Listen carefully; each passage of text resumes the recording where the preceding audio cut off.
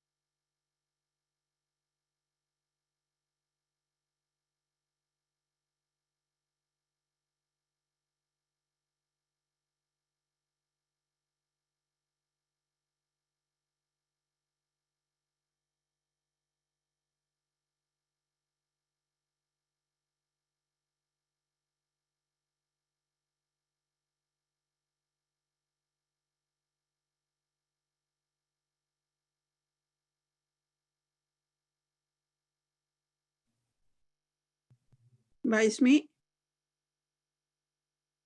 Iya sayang. Udah nggak kelihatan kan? Kayaknya mungkin udah disimpan kali di waiting room. Oh, oke. Iya, makasih ya. Oke.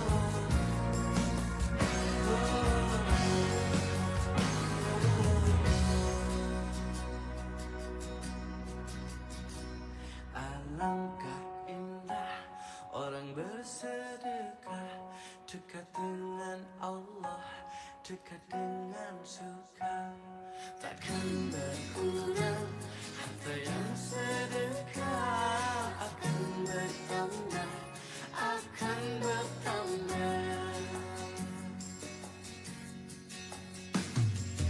Oh indahnya saling berbagi, saling memberi karena Allah. Oh indahnya saling menjaga,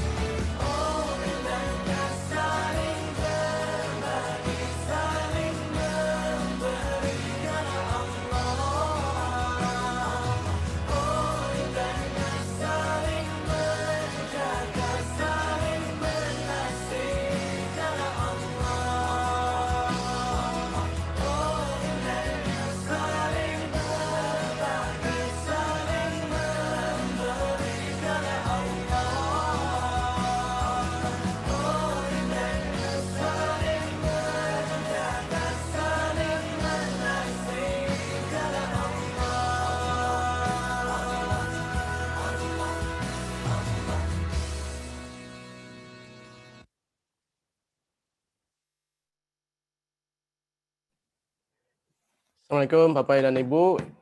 Mohon bersabar ya, insya Allah Ustadz jawabannya tadi sudah bisa dihubungi, insya Allah akan bergabung dengan kita sebentar lagi. Ya, mohon bersabar sebentar.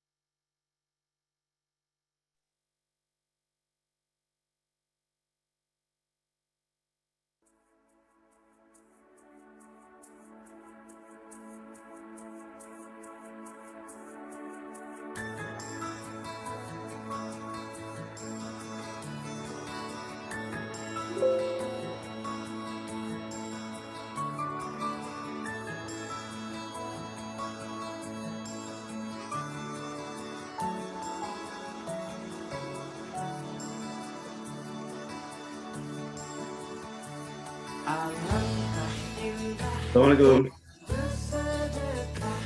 Waalaikumsalam, Ustadz Joban. Maaf salah lihat itu, salah saya tuh 5.30. Nggak apa-apa Ustadz, insya Allah. Beri lagi salat jamaah. Ya insya Allah nanti insya Allah kita buka dulu Ustadz ya, insya Allah. Bapak-bapak dan ibu-ibu yang lain udah siap yang panitia, insya Allah. Oke, insya Allah kita mulai. A'udzubillahi minasyaitonirrajim. Bismillahirrahmanirrahim. Assalamualaikum warahmatullahi wabarakatuh. Alhamdulillahirabbil alamin. Wassalatu wassalamu ala asrofil anbiya'i wal mursalin wa ala alihi wa ashabihi ajmain. Amma ba'd. Pertama-tama kita panjatkan puja dan puji syukur kita kehadirat Allah Subhanahu wa taala atas berkah, rahmat dan karunia yang Allah berikan kepada kita semua hingga kita semua diberikan kesempatan untuk bergabung bersama acara Imam Senior Club yang insya Allah akan diisi tausiah oleh Ustadz kita yang alhamdulillah bersama kita, Ustadz Muhammad Joban, dan juga tidak lupa salawat dan salam kita haturkan kepada junjungan kita Nabi besar Muhammad SAW beserta keluarga dan juga para sahabatnya. Dan pada kesempatan ini izinkanlah kami juga memberikan ucapan selamat datang kepada para sesepuh imam yang hadir di sini. Saya juga tadi melihat ada beberapa pendiri imam sudah hadir di sini. Dan tentu saja juga kepada anggota-anggota dari Imam Senior Club, para orang tua kita yang sudah bergabung bersama kita, dan juga tentunya juga para jemaah imam pada umumnya. Dan tentunya juga kami ucapkan selamat datang wabil khusus kepada Ustadz Muhammad Joban, pembicara kita pada hari ini yang akan mengisi acara kita pada hari ini dengan tema meraih surga dengan sedekah. Dan sebelum kita mendengarkan tausiah dari Ustadz Muhammad Joban, marilah kita dengarkan dulu pembacaan ayat suci Al-Quran yang insya Allah akan dibacakan oleh Ibu Derwina yang insya Allah pada kesempatan ini akan membacakan ayat dari surat Al-Munafikun ayat 9 sampai dengan ayat 11. Insya Allah waktu dan tempat kami persilakan dan setelah itu akan kita pendengarkan pembacaan terjemahan oleh Ibu Dewi Masfar. Insya Allah. Silakan Ibu Derwina.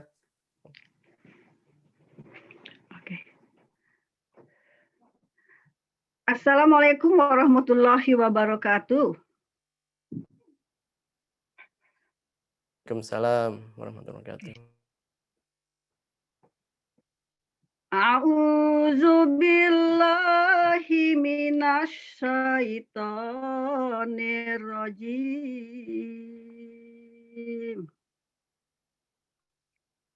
Bismillahirrahmanirrahim.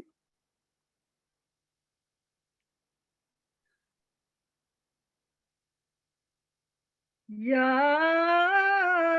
ayyuhallazina amanu la tulhikum amwalukum wala auladukum an dzikrillah.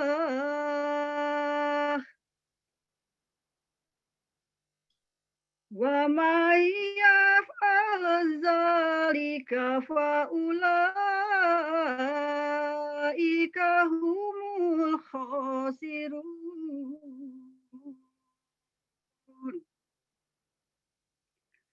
Wa anfiqu mimma razaqnakum min qabli ayya ya ahadakumul mautu fayaqula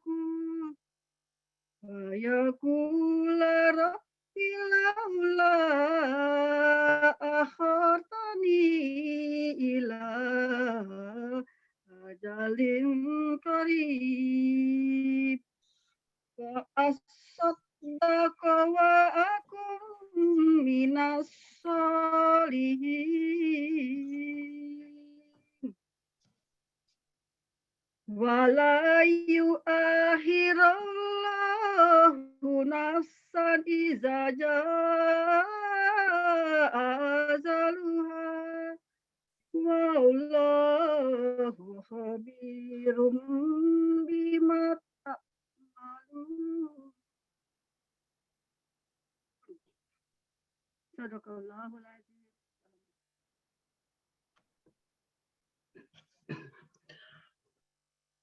Aku berlindung kepada Allah atas godaan setan yang terkutuk dengan menyebut nama Allah yang Maha Pengasih lagi Maha Penyayang. Wahai orang-orang yang beriman, janganlah harta bendamu dan anak-anakmu melalaikan kamu dari mengingat Allah. Dan barang siapa berbuat demikian, maka mereka itulah orang-orang yang rugi. Dan infakkanlah sebagian dari apa yang telah kami berikan kepadamu sebelum kematian datang kepada salah seorang di antara kamu. Lalu dia berkata menyesali, ya Tuhanku, sekiranya engkau berkenan menunda kematianku sedikit waktu lagi, maka aku dapat bersedekah, dan aku akan termasuk orang-orang yang saleh. Dan Allah tidak akan menunda kematian seseorang apabila waktu kematiannya telah datang. Dan Allah Maha teliti terhadap apa yang kamu kerjakan. Maha benar Allah atas firman-Nya. Assalamualaikum warahmatullahi wabarakatuh. Waalaikumsalam warahmatullahi wabarakatuh. Jazakumullah khair buat Ibu Derwina dan juga Ibu Dewi Masfar untuk tilawah Al-Quran dan pembacaan terjemahan. Semoga keberkahan selalu bersama Ibu berdua dan tentunya juga kita semua yang mendengarkan ayat-ayat suci Al-Quran tersebut. Insya Allah, agenda berikutnya sebelum kita masuk ke agenda utama, yaitu tausiah dari Ustadz Muhammad Joban, kita akan bersama-sama mengikuti video tentang program VDB, yaitu program yang diluncurkan oleh Imam. Apakah program VDB itu? Dan kita akan bersama-sama menyaksikan video tentang program tersebut. Insya Allah, waktu dan tempat kami persilakan. Assalamualaikum warahmatullahi wabarakatuh. Dear Imam Jama'ah, Imam just launched a virtual donation box for those of you who would like to support and contribute to Imam. You can make your donation through Zelle to Imam account treasury@imam.org. Before completing the payment, please type VDB on the Zelle message box to help the administration recognize their donation. May Allah subhanahu wa ta'ala reward your kindness and generosity with rahmah and barakah. Allahumma ameen. Wassalamualaikum warahmatullahi wabarakatuh.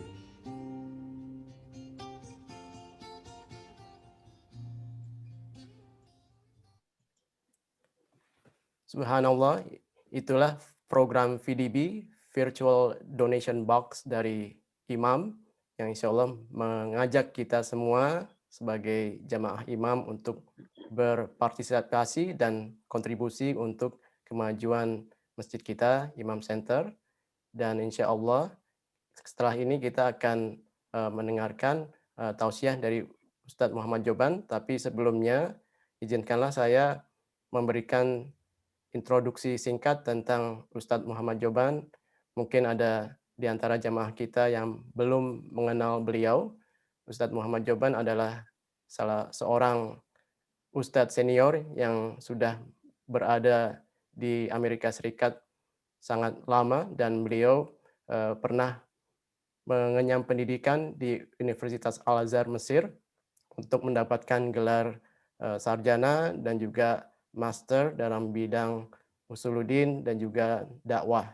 Dan beliau datang ke Amerika Serikat, kemudian pernah menjadi imam di Masjid Olympia di Washington State area, dan juga setelah itu beliau sekarang ini menjadi imam di Masjid MAPS, Muslim Association Puget Sound, yaitu salah sebuah masjid terbesar di Washington State area di kota Redmond. Dan juga selain itu beliau juga menjadi presiden dari Dewan Fatwa di Washington State. Kemudian jabatan lain yang beliau emban adalah beliau juga menjadi Muslim Chaplain di Department Correction di Washington State area. Dan juga sebagaimana kita kenal beliau, beliau juga adalah pemimpin perjalanan haji Ar-Rahmah, dan saya yakin beberapa di antara jamaah kita yang hadir pada hari ini pernah mengikuti grup beliau untuk melakukan perjalanan haji yang diadakan setiap tahun. Insya Allah itulah biografi singkat dari Ustadz Muhammad Joban, dan insya Allah kita akan mendengarkan tausiah dari beliau yang mempunyai tema meraih surga dengan sedekah.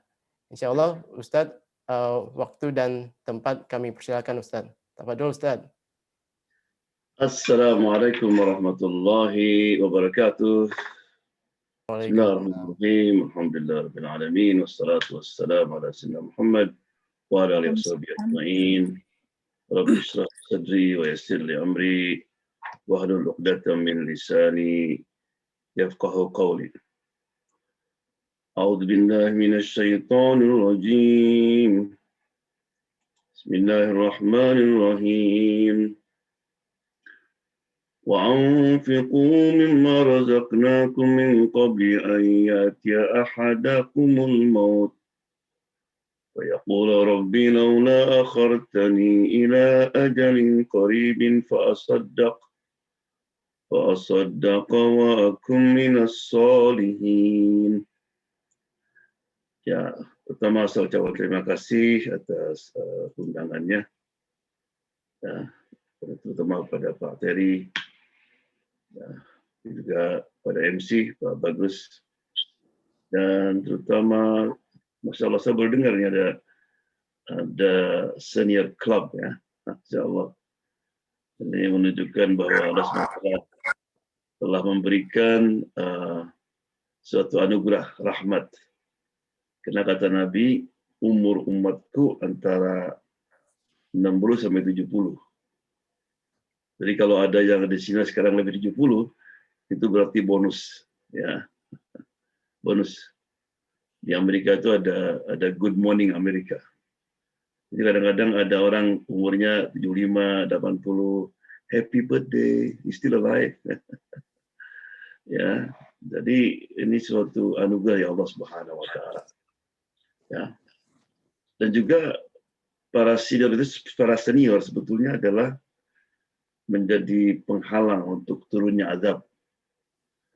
Ada sebuah hadis, laula syuyukhun rukka wasibyanu rub wa bahaim rutta tasabbarik ma adzab sabba. Kalau bukan karena orang tua yang terus berdoa, kalau bukan karena bayi yang seharusnya menyusu dan binatang yang merata, maka Allah akan turunkan azab. Ya, karena banyaknya orang berdosa. Jadi doa, ya, umur orang-orang tua yang dekat sama Allah itu menjadi penghalang untuk Allah menurunkan dosa, menurunkan apa? Bala. Ya. Jadi sekarang judulnya adalah sangat menarik, ya, meraih surga dengan sedekah. Ya. Oleh karena itu maka sebagai seorang Muslim kita harus tahu tentang definisi sukses. Sukses itu apa? Ya. Karena orang memberikan macam-macam. Sukses artinya orang yang sekolahnya berhasil, kemudian dapat kerjaan, dapat rumah yang besar, ya, punya mobil 2, 3, ya, dan sebagainya. Kaya lah dia, punya jabatan. Tapi kalau Quran mengatakan, "Faman zuhziha 'anil nar", barang siapa yang selamat dari api neraka, that's the first step. Right? Jadi kalau kita kaya, punya jabatan, tapi mati enggak selamat, is the loser. Ya.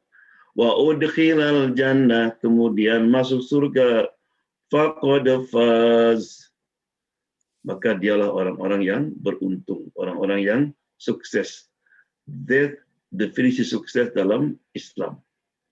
Selamat dari api neraka dan masuk surga. Nah, untuk meraih surga itu banyak jalannya. Tapi Masya Allah, penitia bagus. Memang betul, sedekah ini salah satu jalan yang shortcut dan cepat. Coba lihat tadi. Ibu yang membacakan surat dari Al-Munafiqun, itu dikisahkan itu.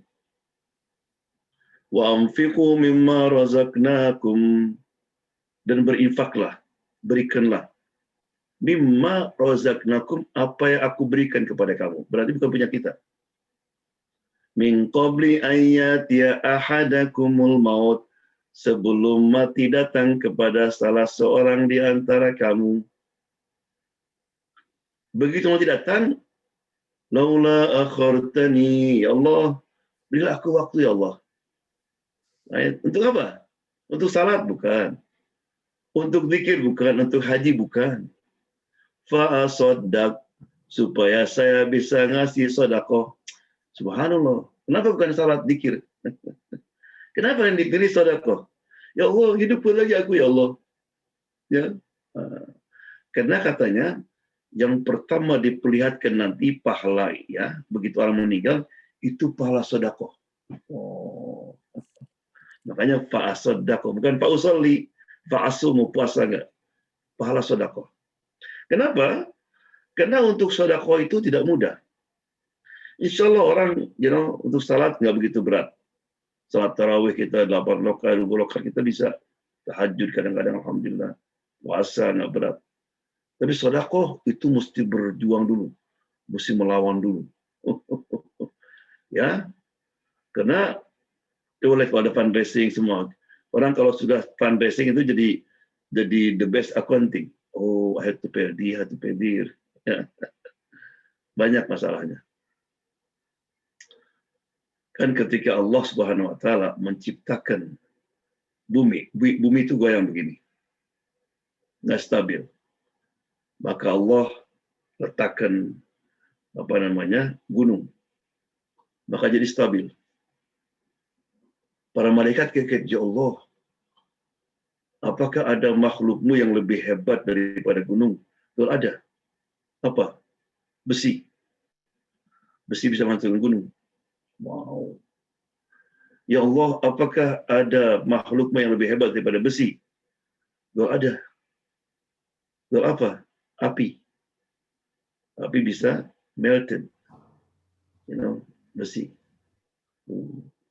Oh Allah, apakah ada yang lebih hebat daripada api? Betul, ada. Apa? Air. Ya Allah. Ya Allah, apakah ada makhluk yang lebih hebat daripada air? Betul, ada. Apa? Angin. Ya. Kan ombak semua dari angin itu. Ya Allah, apakah ada yang lebih hebat daripada angin? Apa? Ada, kata Allah. Itu orang ketika memberikan sedekah. Oh, lawan angin. Karena perjuangannya berat sekali. Right? Dan kenapa tadi ketika mati baru dia ingat? Karena nilai sesuatu itu tergantung waktunya. Ya, ketika kita masih hidup, kita rajin bersedekah itu bermanfaat. Tapi kalau sudah dekat mati, tidak ada manfaatnya. Ya, itu. Kemudian di dalam Al-Quran, right, itu disebutkan tentang tanda-tanda orang takwa, tanda-tanda muttaqin. Ya. Tujuan puasa adalah la'allakum tattaqun, agar supaya kita bisa menjadi orang yang bertakwa, mendapat simbol muttaqin. Gitu kan? Siapa muttaqin itu? Saya baca ya di 50 ayat, 50 surat yang menyebutkan sifat-sifat muttaqin itu banyak sekali. Tapi di antara sifat apa saja di surat apa saja mesti ada satu yang selalu ada. Apa itu? Bahwa orang muttaqin itu adalah orang yang dermawan. Dermawan ada terus. Contoh, mari kita baca surat apa? Al-Baqarah. Hudan lil muttaqin. Baik. Quran itu adalah sebagai hidayat bagi orang-orang yang muttaqin. Apa tandanya?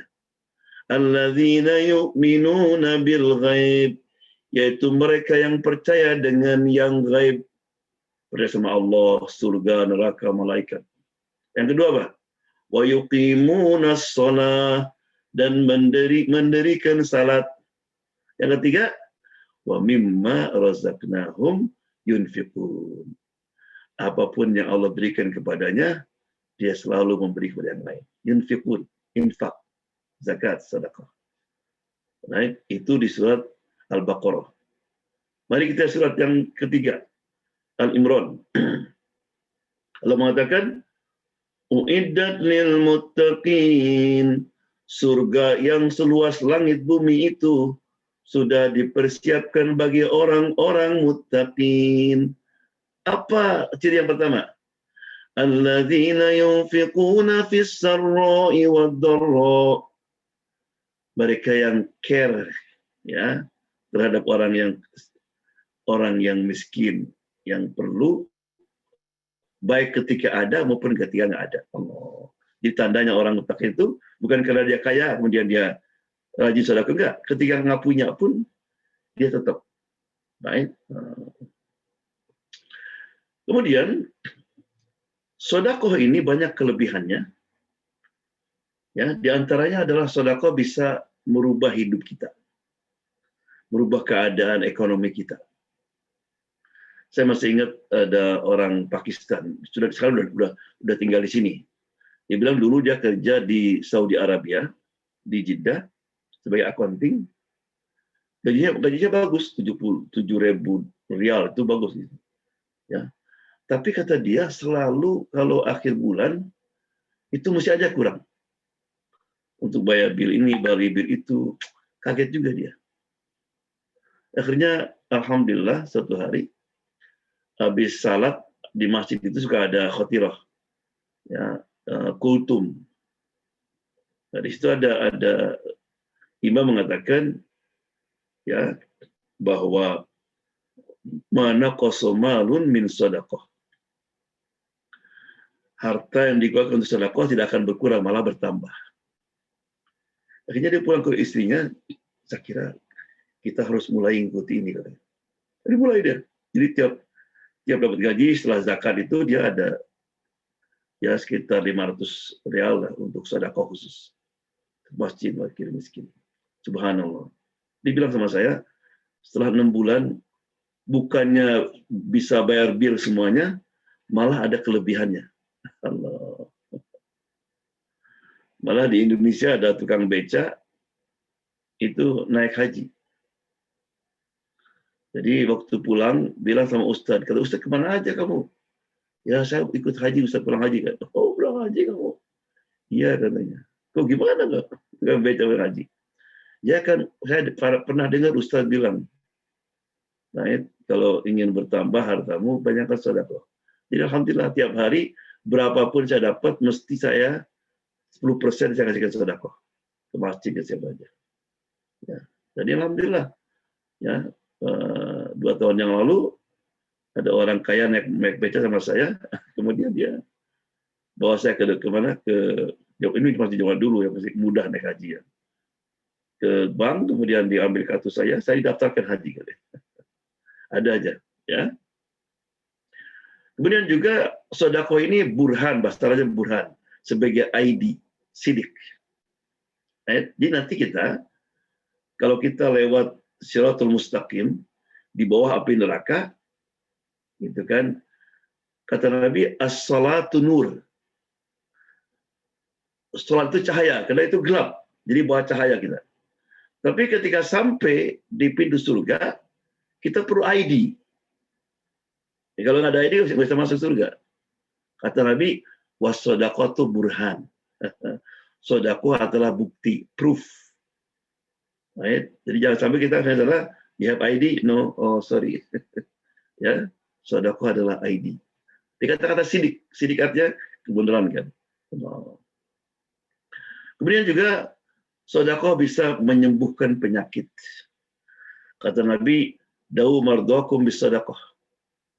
Ya, obati penyakitmu dengan sedekah.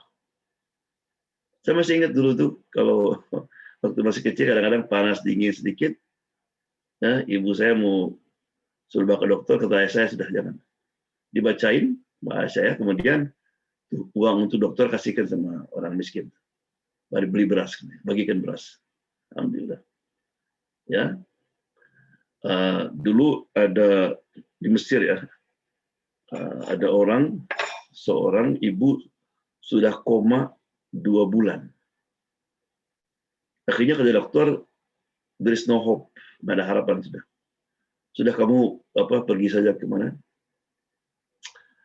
Ke kuburan, ya, bikin arrangement. Karena ini ibumu, ya, tinggal tunggu waktu aja katanya. Lebih baik kamu siap. Pergi dia ke kuburan. Sudah tanda tangan semua.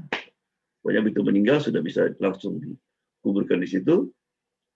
Waktu dia mau pulang, waktu itu musim dingin, ya, rupanya dia mampir di gas station. Ya, dia nggak naruh gas, ya, bensin.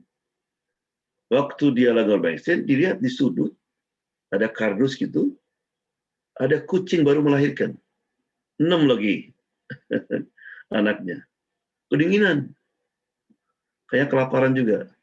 Dia masuk ke gas station itu, ke toko, beli tuna dia. Dibuka tunanya, dikasih sama kucing. Kucing udah lahap sekali. Udah. Terus dia ke rumah sakit, langsung ke ICU. Sampai di sana, kata susternya, ibumu sudah nggak di sini lagi.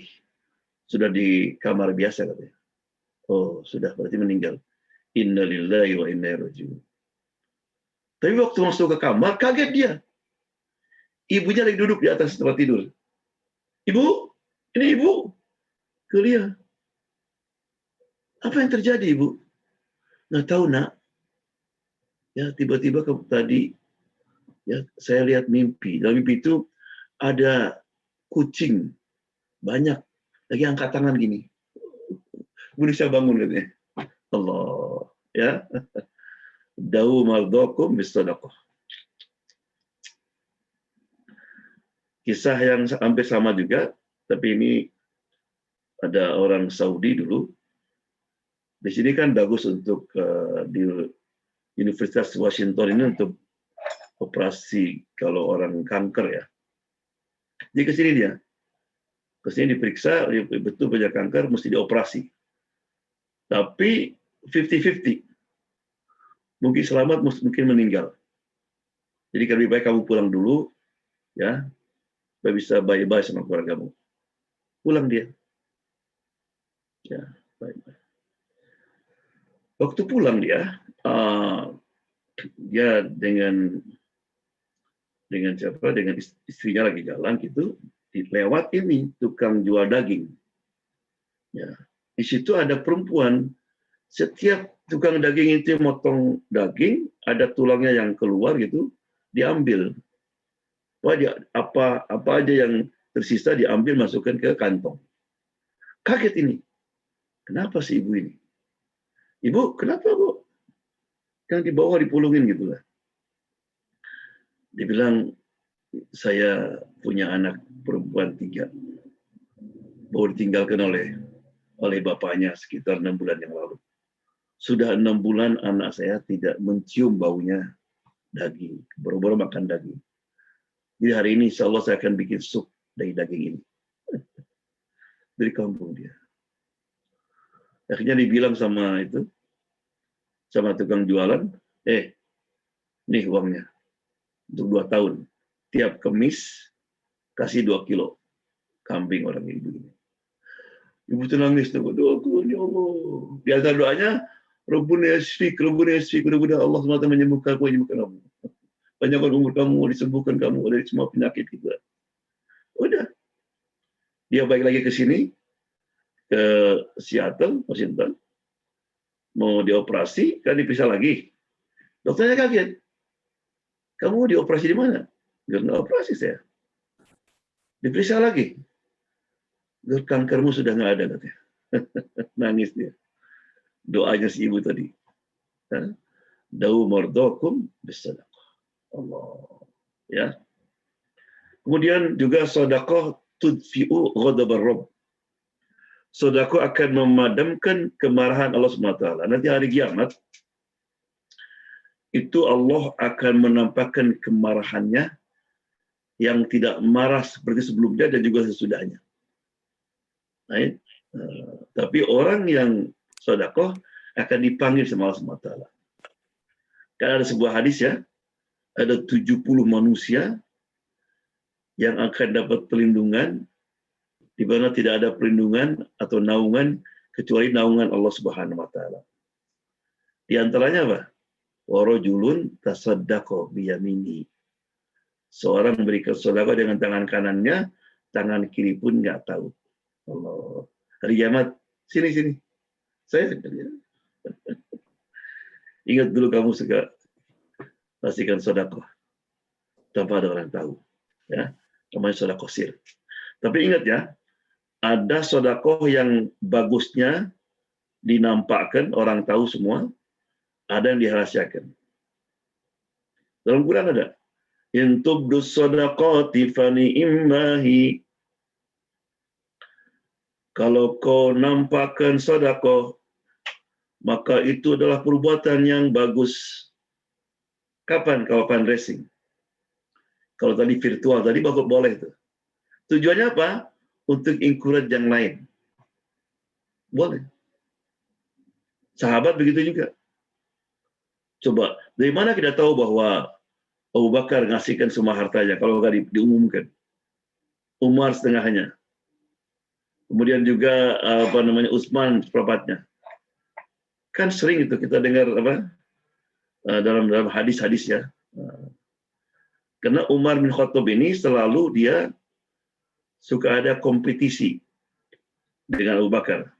Tapi Umar nggak pernah menang. Dalam perang Tabuk, Nabi menyuruh untuk orang mobilisasi lah untuk kasih sedekah. Kata Umar, hari ini saya akan kalahkan Abu Bakar. Oh, bangga dia. Bangga. Ya Rasulullah, ini setengah harta saya. Sebelum pergi nanya dulu, Rasulullah, Abu Bakar ngasih berapa hari ini? Gal semuanya. Udah tidak mungkin saya ngalahkan Abu Bakar. Ya, jadi boleh. Tapi kalau ngasihkan secara kepada individu, sebaiknya rahasia. Takut orang itu malu, ya, takut dia tersinggung hatinya. Jadi diam-diam. Malah juga oleh orang lain lebih baik. Ya. Wa in tukhfuha fahuwa khairul lakum. Kalau disembunyikan bagi orang-orang miskin lebih baik. Ya. Kemudian juga dengan kita membantu orang lain bersedekah, kita akan mendapatkan kecintaan Allah Subhanahu wa taala. Nabi pernah ditanya, ya Rasulullah, siapakah orang yang paling dicintai sama Allah Subhanahu wa taala? Orang paling dicintai. Kata Nabi, anfa'uhum linnas. Orang yang paling banyak manfaatnya kepada orang lain. Allah. Tahunya gimana? Kalau meninggal kita. Kalau kita meninggal, banyak orang yang merasa kesepian, menangisi kita, merasa berat. Ya Allah, siapa lagi kedua orang itu? Berarti kita ini orang yang dicintai sama Allah Subhanahu wa taala. Ya. Jangan sampai kita meninggal, orang dengar, meninggal, oh alhamdulillah. I wish he died long time ago. That's not a good sign. Ya. Kenapa? Karena orang itu ada manfaatnya. Malah become troublemaker. Ya. Malah orang kalau ada datang dia, jadi pusing semua. Jangan sampai itu.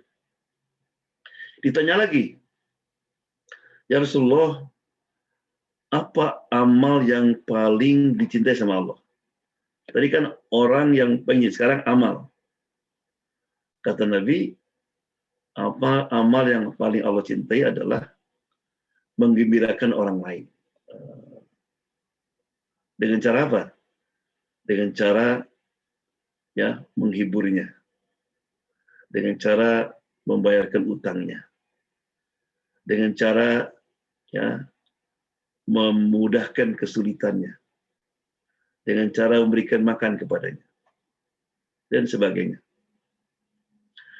Makanya Ibn Abbas pernah suatu hari dia sedang duduk i'tikaf di 10 terakhir bulan Ramadan, last 10 of Ramadan, dekat Ka'bah. Tiba-tiba ada orang berbisik. Langsung bangun dia. Temannya negur, Ibn Abbas, "Areka mana cina? Mau kemana? Right? Kamu tinggalkan tempat yang paling terhormat. Malam Lailatul Qadar." Ya, betul. Kenapa? Ini ada orang perlu sama saya. Saya masih ingat kata Nabi, "Walain amshi ma'akhi fi hajati." Right? Lebih baik kita pergi memenuhi keperluan ya saudaramu, kata Nabi, daripada beriktikaf di masjidku sebulan. Menolong, menggembirakan sahabat yang sedang perlu, pahalanya lebih baik daripada iktikaf di masjid Nabi sebulan. Allah. Kita iktikaf aja nggak mungkin betah sebulan. Tapi membantu orang yang sedang sulit, menghiburnya, itu pahalanya melebihi daripada itu. Saya masih ingat Ustadz Mita ya cerita. Dia kan sibuk tuh kalau ceramah itu dari subuh sampai malam gitu. Ya. Kebetulan waktu itu supirnya nggak bisa bawa dia karena istrinya mau melahirkan. Kadang-kadang nyetir sendiri dia kalau supir nggak ada. Ada salah seorang muridnya dengar, langsung telepon, "Ustadz, Ana mau khidmat Ustadz hari ini," katanya. "Loh, jangan, kamu kan dapat kerjaan. Saya udah ambil libur," katanya. Ambil libur. Udah. dari subuh mengikuti Ustadz sampai jam 10 malam. Ya. Terus dia habis itu diantar Ustadznya pulang ke Bekasi. Ya, hampir jam 11 Ustadz ngecek dia sudah sampai belum gitu. Dijawab lagi, alhamdulillah Ustadz sudah sampai. Ditanya sama Ustadz, kenapa kok ente mau seharian antarkan saya? Ya Ustadz kan pernah mendengar kalau kita bisa bantu seseorang, pahalanya lebih daripada iktikaf di Masjid Nabawi. Ustadz, saya belum tentu kapan saya bisa umroh. Apalagi iktikaf, kita umroh kan terbatas. Jadi saya ingin dapat pahala itu. Allah, ya. Itulah orang yang memperhatikan pahala itu ya. Allah. Kemudian juga dengan kita membanyakkan sedekah itu akan diberikan berkah. Ya. Itu kebanyakan sahabat Nabi itu di akhir hayatnya kaya itu. Anas bin Malik itu didoakan sama Nabi supaya disehatkan badannya, dibanyakan hartanya, dibanyakan anaknya. Dia termasuk salah sahabat yang meninggal hampir terakhir. Yang paling terakhir sahabat meninggal itu namanya Tufail bin Amir ad-Dausi. Kemudian yang sebelum terakhir adalah Anas. Anas ini adalah pembantu Nabi dulu. Ya, tahu gak umurnya berapa? 93 tahun, umurnya panjang, badannya sehat. Nah, kemudian juga anak cucunya 120, bayangkan ya. Istrinya 4, anak cucunya 120. Dia pernah jadi gubernur di Damaskus, dia juga pernah jadi gubernur di Basrah ya. Kata Abu Hurairah, kalau kau ingin melihat bagaimana cara salat Nabi, salah satu tahajudnya, dia tak Anas bin Malik. Kenapa dia kaya? Karena rajin sedekah. Bilal, kata Bilal, Nabi pernah bilang begini, ya Bilal, banyakkan sedekah. Tahu gak? Waktu itu Bilal itu orang miskin. Kalau kita kira-kira ngomong sama orang miskin, Bapak, banyakkan sedekah. Kira-kira apa?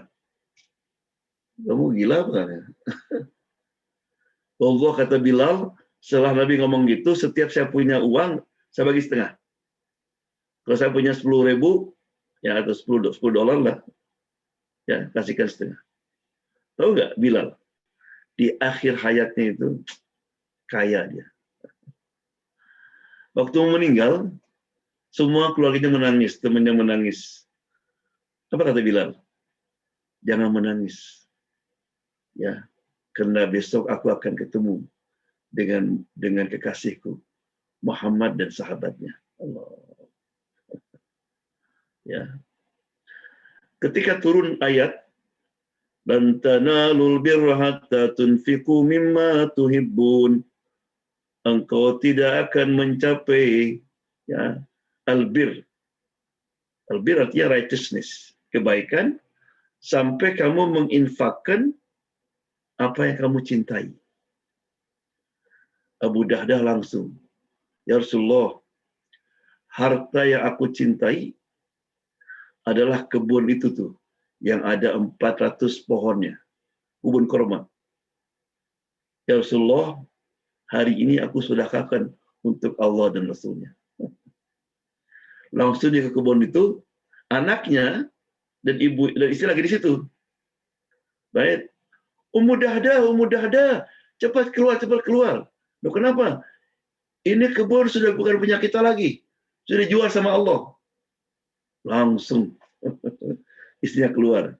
Anaknya ada makan korma, diambil gitu. Ya. Kalau kita gimana kira-kira? Baik. Kita bilang sudah, itu Honda yang baru beli, saya sedekahkan untuk imam.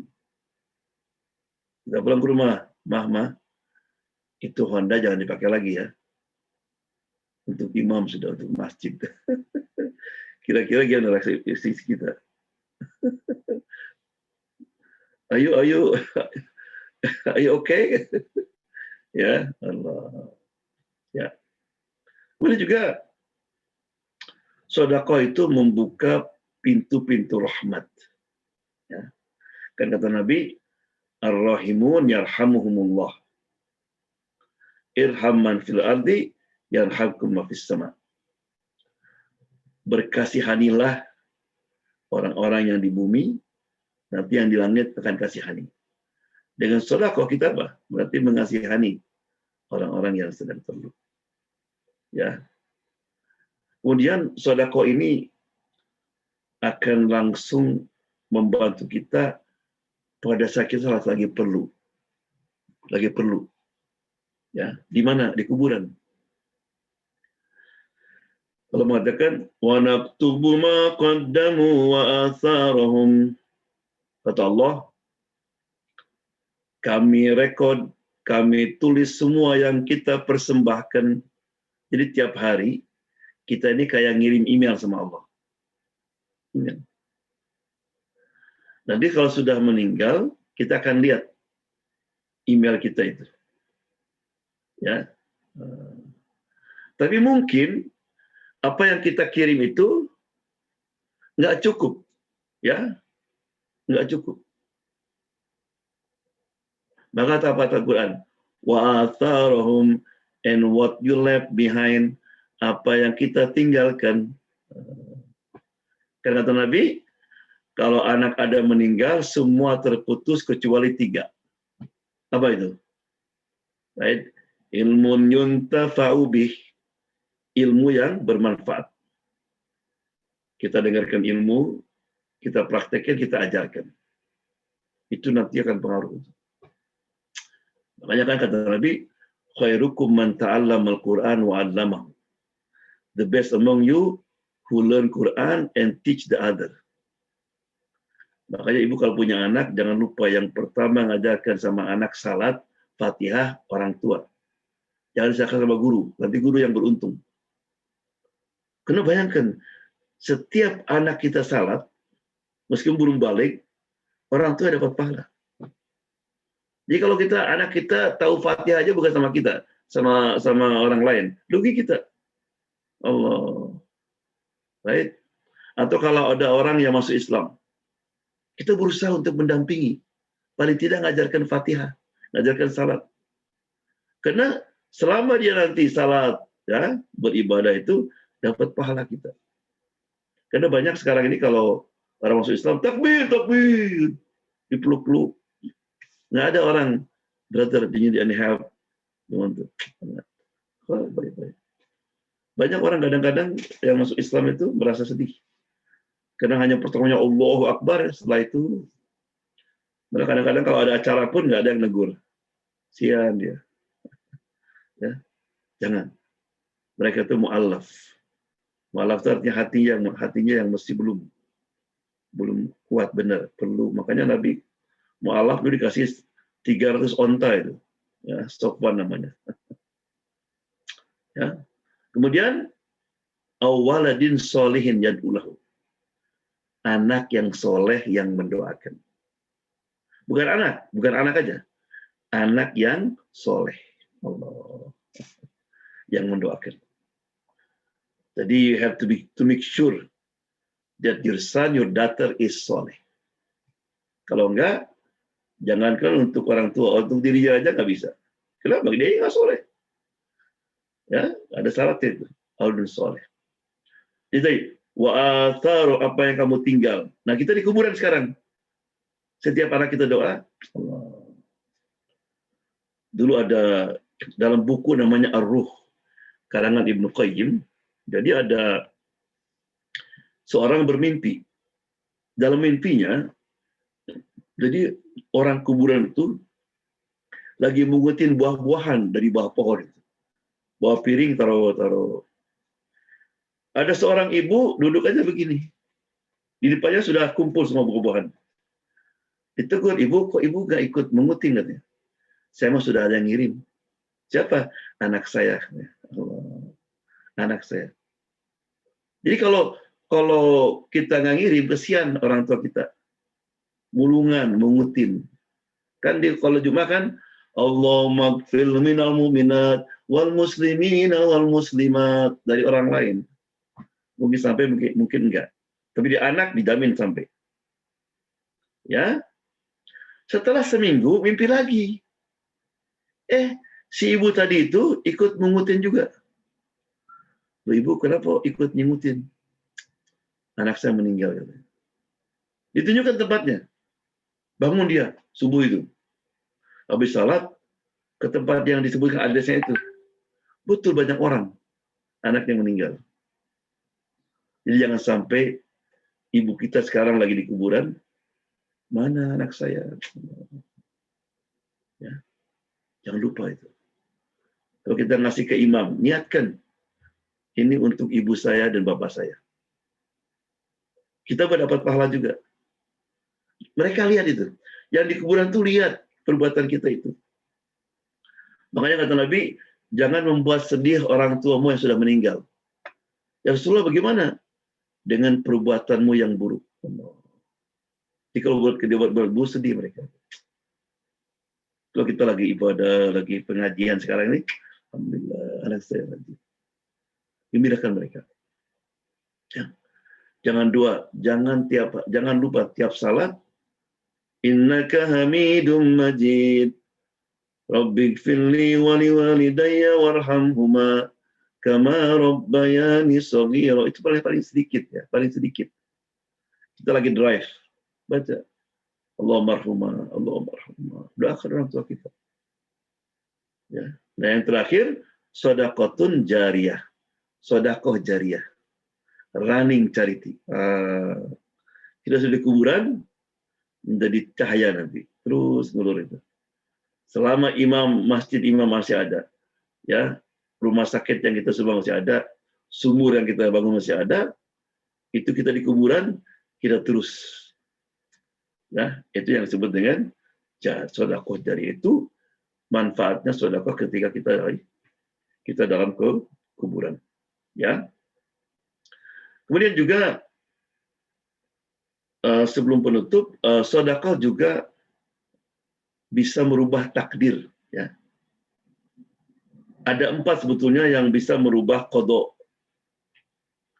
Yang pertama adalah ad-doa. Jangan lupa ya, doa itu bisa merubah yang Allah sudah tentukan. Jadi ada zaman Nabi Musa dulu, ada seorang ibu sudah kawin 10 tahun nggak punya anak. Datang sama Nabi Musa, ya Musa, kamu kan bisa langsung sama Allah ngomong, tolong supaya doakan saya dikasih anak. Gitu. Ya Musa langsung sama Allah. Allah bilang sama Musa bilangkan sama ibu itu, aku sudah tulis di Lauh Mahfuz, ibu ini mandul. Khalas. Bu, maaf bu. Kata Allah, kamu sudah tertulis mandul. Pergi ibu itu. Tahun berikutnya datang lagi. Musa, tolong. Doa lagi. Sama jawabannya. 3 tahun sama jawabannya. Tahun keempat, si ibu itu bawa anak. Anak bayi. Musa siapa? Itu anak siapa, Bu? Anak saya. Nggak mungkin. Anak siapa itu? Anak saya. Akhirnya Musa bingung. Langsung dia negur sama Allah, Allah, gimana ini? Kata Allah, ya Musa, tahukah kamu? Setiap kau bilangin sama dia, kamu mandul, dalam hatinya dia berdoa sama saya. Ya Arhamar Rahimi, irhamna ya Allah. Doa sama Allah. Allah yang Maha Pengasih, yang penolong, Allah, tolonglah saya aku. Ya, dia menyentuh hati saya, kata Allah. Ya, maka kata Nabi, la yuraddul qada illa doa. Ya, qada nggak bisa dirubah kecuali dengan doa. Kemudian juga yang bisa merubah adalah birrul walidain, bakti kepada orang tua. Ya, bakti kepada orang tua. Ya. Jadi zaman Nabi Ibrahim dulu, ada orang mengundang Nabi Ibrahim untuk hadiri perkawinan dia. Kata malaikat Ibrahim, itu anak kasihan katanya. Nanti malam dia meninggal. Besok mau kawin, besok meninggal. Tapi Ibrahim kasihan, nggak mau ngasih tahu kan. Besoknya Ibrahim ke sana, ada dia masih hidup, dikawinkan. Dan tanya Jibril, gimana aku masih hidup? Ya, sebelum dia kawin, dia pergi kepada orang tuanya, minta doa, menunjukkan kebaktiannya. Kemudian juga silaturahim, ya. Dan yang terakhir sedekah. Sedekah itu bisa merubah doa. Misalnya kita gini ya, ditakdirkan kita akan jalan, itu nanti akan kena pohon, misalnya jatuh pohon atau durian. Kita doa sama Allah SWT. Kita sedekah. Itu nanti daripada durian atau pohon yang jatuh, mungkin daun aja gitu. Ya, kita tertulis ketabrak mobil, ya sepeda aja gitu terjadi. Dengan apa? Dengan sedekah tadi. Ya, itu hadisnya sahihnya. Sedekah sedekah barat. Ya. Jadi itulah meraih surga dengan sedekah. Jadi betul-betul sedekah itu. Nah, namun demikian, ya yang pertama kita ketika sedekah itu ikhlas, kemudian kita mesti yakin bahwa semua pahala itu ya akan ditangguhkan, nanti kita bisa menikmatinya setelah kita meninggal, kecuali pahala sedekah di dunia ini. Dunia akhirat dijamin, ya.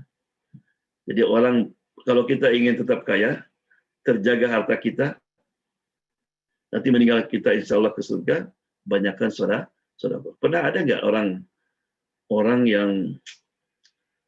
yang bankrupt karena banyak sedekah? Saya bangkrut, kenapa? Lu botain sedekah, nggak ada. Ya, malah juga banyakkan sedekah akan membuat orang husnul khotimah. Jadi dulu ada seorang raja, dia raja yang sangat angkuh, yang zalim. Jadi waktu dia mau bepergian itu, semuanya bukan main. Di tengah jalan ada orang datang, orang miskin. Hei raja, tunggu, saya ada perlu. Udah ngajarin orang miskin. Mau diusir, ternyata loncat orang itu, megang tali kudanya, hei, ana malakul maut. Saya malaikat Israel. Kaget dia. Oh tolong, saya mau pulang dulu. Berapa lama? Sejam. Man, you have days and years before. Right? Terlambat. Dia pulang mau sedekah sekarang. Misalnya. Langsung meninggal ketika itu. Lihat orang yang soleh, orang dermawan. Sama juga kita. Lagi jalan dia, datang malakul maut. Right? Dia nggak tahu malakul maut. Assalamualaikum, salam. Saya lapar, katanya. Kata dia, ini ambil makanan saya, katanya. Kalau enggak, saya malaikat nggak makan. Anak malakul maut. Lihat reaksinya. Tadi siapa? Raja, oh please, saya mau pulang dulu. Apa dia bang? Ahlan wa sahlan. Ya, welcome. Anak udah nungguin dari dulu, katanya. Oh, dia bilang kamu masih ada waktu beberapa menit. Udah, cabut ketika saya salat ya. Lagi sujud dicabut. Ya. Sebagai penutup, saya sering ceritakan ini kisah kejadian benar ya. Di Mesir ada seorang anak, dia menjemput ibunya baru dioperasi. Alhamdulillah sukses operasinya. Ditaruh di wheelchair. Kemudian, Bu, nunggu tinggi ya. Saya mau bayar dulu. Ya pergi ke kasir. Lagi pergi ke kasir, rupanya si ibu ini lagi sakaratul maut. Ada orang Mesir 3 orang. Karena dia tahu, disamperin. Bu, bilang, La ilaha illallah, Muhammadur Rasulullah. Dia bilang, La ilaha illallah, Muhammad. Meninggal dia. Datang anaknya. Oh, kenapa ibu saya? Udah gini kan. Kata anak 3 ini yang muslim, Inna lillah wa inna ilaihi raji'un. What? Marah dia. Kafartuma, kamu jadikan kafir ibu saya ya. Rupanya ibunya orang Kristen. Kristen dia. Selama ini dia menyembah Nabi Isa, Jesus. Tapi oleh Allah dikasih kehormatan meninggal baca syahadat. Right? Wartawan Mesir, wartawan surat kabar namanya Ahram. Rupanya dia nggak puas. Ini mesti ada sesuatu. Kenapa Allah beri kelebihan? Jadi dia diselidiki ya ke kampung perempuan itu. Ternyata rumahnya dekat masjid. Orang Kristen, kan mesti banyak orang Kristen dekat masjid. Jadi dia itu tiap hari Jumat suka bikin kayak makanan dibungkus, kayak kita nasi bungkus ya. Kalau di sana kan pakai isya. Itu dibagikan kepada orang-orang yang salat Jumat. Saya dengar sekarang ada kebiasaan di Indonesia, kata dari sini mulainya. Ya Allah, meskipun dia orang Kristen, karena ada kebaikan sedekah tadi, oleh Allah dikasih kehormatan. That's the power of sedekah. Ya. Jadi mudah-mudahan kita termasuk minal mutasaddiqin, ya, orang-orang yang dermawan. Ya. Kalau salah kita, puasa kita, ibadah kita yang lain, mungkin tidak mencukupi kita bawa kita ke surga, mudah-mudahan. Dan kita rajin sedekah, kita akan selamat dunia dan akhirat. Wabillahi taufiq wal hidayah. Wassalamualaikum warahmatullahi wabarakatuh. Waalaikumsalam warahmatullahi wabarakatuh. Jazakallahu khair, Ustaz Joban. Masya Allah, tausiahnya sangat-sangat banyak yang kita dapatkan, khususnya tentang bagaimana kelebihan sedekah. Berapa yang kita catat, diantaranya sedekah itu juga bisa merubah keadaan, menyembuhkan penyakit, dan juga mendapatkan berkah dari Allah Subhanahu wa Ta'ala, merubah takdir, dan masih banyak lagi. Insya Allah banyak manfaatnya. Dan alhamdulillah Ustadz, kita udah lama nih di Imam belum ketemu Ustadz lagi, walaupun dalam keadaan virtual nih, secara kesempatan yang pertama kita sangat-sangat berbahagia ya bisa melihat Ustadz, dan juga jamaah semua juga sangat-sangat berbahagia dengan bisa ada waktu dari Ustadz untuk bersama-sama dengan kita. Dan insya Allah tentunya kita ingin memberikan kesempatan berinteraksi antara jamaah kita dengan Ustadz Joban. Bagi para jamaah yang ingin mengajukan pertanyaan, bisa raise hand di Zoom atau bisa mengajukan pertanyaan melalui chat room. Dan saya lihat sudah ada pertanyaan pertama nih Ustadz dari Kang Ayi ya. Kang Ayi salah seorang jamaah kita. Pertanyaannya adalah, Assalamualaikum Ustadz, apa hukumnya bersedekah dengan niat untuk menolak bala atau dengan niat agar rezeki semakin lancar? Apakah hal ini mengurangi kemurnian keikhlasan kita? Hatur nuhun Ustadz. Silakan Ustadz. Ya, jawabannya boleh ya. Hanya memang pertamanya kita sedekah hanya ansih untuk Allah Subhanahu wa Ta'ala. Tapi kalau kita niatkan, itu namanya nazar ya. Nazar itu dibolehkan ya dalam Islam. Jadi begini, misalnya saya ada interview ya. Kalau saya dapat kerjaan ini, saya mau itikaf di masjid atau saya masih ke sedekah. Nah, itu dibolehkan dalam Islam. Ini namanya nazar yang baik. Kita bersedekah untuk dapatkan sesuatu. Ya. Jadi dulu pernah juga ada orang, dia gagal terus lah interview sana sini. Akhirnya dia bernazar, ya Allah, pokoknya kalau saya dapat kerjaan ini, saya mau ngasih makan kepada semua tetangga-tetangga saya yang miskin itu. Alhamdulillah. Ya. Jadi atau misalnya kita, ya Allah, pokoknya kalau saya tahun ini dapat gaji lebih dan sebagainya, saya mau naik haji. Ya, itu boleh. Atau orang kayak tadi, orang tua saya kan sakit. Saya lagi sakit waktu kecil, masih ingat. Udah katanya itu bagikan beras di orang-orang di belakang rumah itu. Dan itu. Jadi bersedekah untuk menyembuhkan, karena memang ada hadisnya. Jadi tadi pertanyaan tadi, ya untuk nolak bala, untuk nambah rezeki, itu dibolehkan, tidak dilarang. Ya. Hanya jangan sampai nanti ketika nggak terjadi, loh, saya ini kok masih begini juga kita, berarti itu tidak ikhlas. Jadi kalau yang kita harapkan kita dapat, alhamdulillah. Kalau enggak, berarti Allah itu tahu mana yang baik. Saya masih ingat dulu ada fundraising, ya sekitar 10 tahun lah. Maksud baru iPad baru keluar, harganya waktu itu 2.000. Jadi syekhnya bilang, pokoknya kalau kamu ngasih $1, dapat $10 kayak gitu. Jadi dia ingin dapat, bilang sama ibunya, Bu, say, give me 200. What for? Just give me. Akhirnya kasih sama Syekh itu. Ini, niatnya untuk dapat iPad. Kan dapat double nanti. Sebulan, 2 bulan, 3 bulan. Udah gak kesel loh. Man, I spend only 200, nothing no. Jadi pernah dia akhirnya masuk ke toko Walmart. Kring gitu. Customer nomor 10,000 gitu lah. Dapat cek 2.000. Allah. Yang kisahkannya apa? Syekh itu. Jadi orang tuanya telepon sama Syekh, alhamdulillah. Ya. Jadi boleh nggak apa-apa. Baik Ustadz, insya Allah ini akan ada pertanyaan berikutnya dari Mbak Rahimah.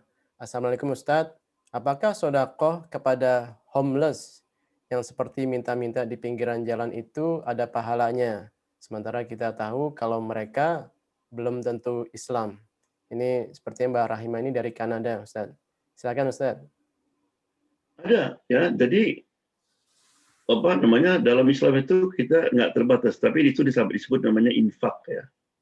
Karena kalau zakat, ya sedekah diutamakan mesti, itu namanya infak. Ya, ada mengatakan juga boleh sedekah. Ya, anyway, apapun yang kita berikan, jangankan homeless sama binatang. Kata Nabi, kalau kita nanam pohon itu dimakan oleh burung, dapat pahala kita. Ya, jangankan homeless. Allah membebaskan perempuan pelacur hanya karena ngasih minum sama anjing. Ya, jadi boleh ya. Jadi tetap dapat pahala daripada Allah Subhanahu Wa Taala. Karena semua makhluk Allah itu adalah makanya ada kisah dulu kan, kisah Nabi Ibrahim alaihissalam. Nabi Ibrahim ini senang tamu dia. Kalau nggak ada tamu 3 hari rasanya kesal gitu. Ya kayak kita, alhamdulillah. Jadi sudah 3 hari nggak ada tamu, dia lagi bikin sky sate gitu dah. Ya, ada orang lewat, oh alhamdulillah ada tamu. Mari ikut makan katanya. Tapi Ibrahim sebelum makan dia tanya, ayu Muslim katanya. Enggak, saya penyembah berhala. Diusir. Ya. Turun Jibril. Ibrahim, kenapa diusir dia? Habis dia penyembah berhala. Gitu kan, bukan Muslim dia. Tahu gak Ibrahim? Saya suruh sampaikan kepada kamu, bilangin sama Ibrahim tuh. Ini orang selama 70 tahun menyembah berhala. Tapi saya sebagai Tuhan tidak pernah berhenti memberikan semua yang dia perlukan. Makanan, minuman, gitu kan. Kamu hanya one lunch. Lari Ibrahim, dipanggil orang itu. Sini, mari ikut makan katanya. Kaget dia, kenapa tadi saya diusir? Dia bilang, God blame me because of you. Allah menegur saya karena kamu. Karena kamu itu nyembah berhala yang nggak pernah ngasih makan sama kamu. Right? Kamu nyembah itu sampai 70 tahun, Allah tetap ngasih kamu makan sama kamu. Apa kata orang itu? Inna rabbaka rahim. Saya yakin sekarang Tuhanmu itu sangat maha pengasih penyayang. Dan pantas untuk disembah. Masuk Islam dia.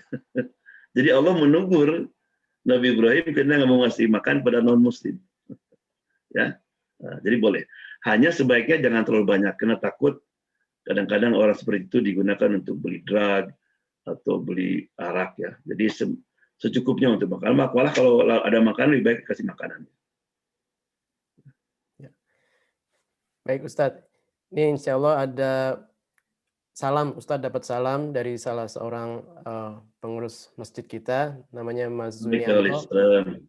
Mas Zunianto, kebetulan Mas Zunianto ini beberapa bulan yang lalu terkena COVID, Ustadz, dan sekarang masih berada di rumah sakit, masih di dalam perawatan. Tapi alhamdulillah beliau sudah recover dan insya Allah keadaannya akan makin membaik. Beliau kirim salam kepada Ustadz Joban. Waalaikumsalam ya. Ya. Ya, mudah-mudahan. Jadi kalau kita ingat ya, orang kena COVID itu suatu anugerah sebetulnya. Cobaan daripada Allah SWT. Baik. Kan kita kalau menjenguk orang sakit, bacanya apa? Tohurun insya Allah 3 kali. Maksudnya apa? Untuk membersihkan dosa itu. Ya. Jadi mudah-mudahan insya Allah Allah kasih kesembuhan, ya, diangkat kembali, dan insya Allah sehat kembali. Insya Allah. Amin. Ya Rabbal Alamin. Terima kasih Ustadz. Insya Allah pertanyaan berikutnya ada dari Ibu Maryam Mary Aman. Assalamualaikum Pak Ustadz, seandainya saya bersedekah atas nama kedua orang tua yang sudah meninggal, apakah saya sendiri mendapat ridhonya, apa cuman kedua orang tua saya? Jazakallah khair. Ya, dapat ya. Jadi kalau kita bersedekah untuk nama siapa saja, kita juga dapat, makanya double untung kita. Ya, makanya kan kalau malah ada yang mengatakan kalau kita menghajikan orang tua kita dapat 10 kali lipat ya pahala haji kita itu. Ya, makanya saya gitu alhamdulillah saya didik anak saya juga kalau kita ke masjid naruh uang itu bilang ini untuk orang tua saya. Gitu kan. Kita pun dapat pahala. Orang tua dapat pahala, kita dapat pahala. Ya. Pertanyaan berikutnya dari Bapak Abdul Wahab Dani. Assalamualaikum warahmatullahi wabarakatuh. Pak Ustadz, apakah bersedekah kepada keluarga sendiri mempunyai nilai pahala? Ayahnya telah meninggal dan meninggalkan istri sakit-sakitan dan 2 anak. Kemudian mungkin ada 2 pertanyaan yang sangat berkorelasi dari seorang ibu melalui private message. Assalamualaikum Pak Ustadz, bagaimana prioritas dalam memberikan sedekah?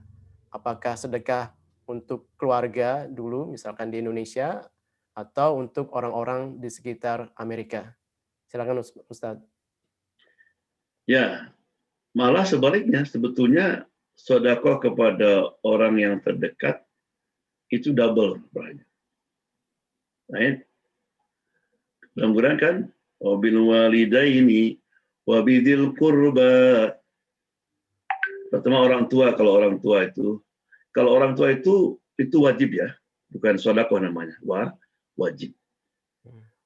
Ya, jadi awas ya. Kalau orang tua kita sampai ngomong sama anak, "Nak, aku pinjam uang ya." Itu berarti apa? Anaknya bakhil, kedekut, keterlaluan. Ya, karena berarti nggak mungkin si ibu ngomong minjam kecuali si anaknya bakhil. Ya, harta kita itu milik kedua orang tua. Jadi jangan sampai dia minta, malah kita mesti tahu keperluannya apa. Cepat-cepat kita penuhi itu. Ya. Apalagi ya. Jadi memberikan sedekah kepada keluarga itu dapat 2 pahala. Pahala sedekah, pahala silah artinya. Hubungan silaturahmi. Ya. Yang lebih dekat lebih ditambahkan lagi. Jadi misalnya punya paman, bibi miskin, punya saudara miskin, lain dan seterusnya. Itu diutamakan itu. Ya, karena itu tanggung jawab kita. Right? Kelebihannya boleh kasihkan. Jadi bicara kita pas zakat, bisa zakat nanti kan, itu diutamakan keluarga kita dulu yang perlu. Hanya tidak boleh zakat dikasihkan kepada orang tua, anak dan istri. Karena itu adalah suatu kewajiban. Ya.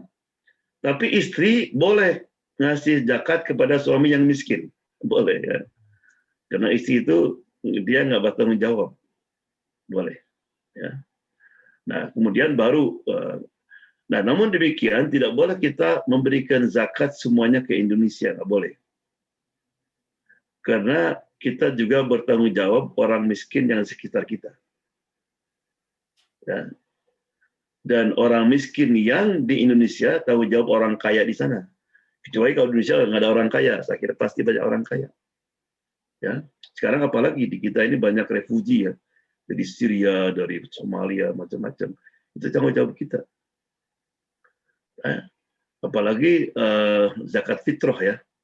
Zakat fitrah itu untuk lokal, bukan untuk internasional. Kecuali kalau ada yang terima sini. Sini banyak sekali yang perlu. Karena kan kata Nabi kan untuk menggembirakan orang miskin yang di sekitarmu. Bukannya di sana. Tanggung jawab orang Indonesia, orang Mesir, kayak di sana untuk ngajakin zakat fitrah. Ya, karena orang di sekitar kita di masjid saya di sini itu sampai 3.000-an itu orang miskin ya yang datang ke masjid tiap akhir puasa itu. Ya.